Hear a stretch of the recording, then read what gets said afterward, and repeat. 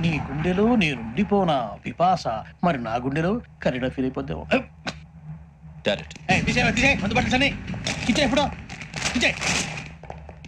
అబ్బో అలా నన్ను చూడకు ప్లీజ్. సమీషా పటేల్ రమణ సార్. ఈ ఇద్దరూ నాకే కావాలి. ఆ ఇద్దరు వాడికి కావాలట. వాడు ఫుడ్ చూశారు సార్. తీసేయండి అయ్యా. వీడు సార్ జాతకాలు పిచ్చోడు వెక్కి, వీడికి చదువు తక్కువ ఇవన్నీ ఎక్కువ. అలాగే సార్.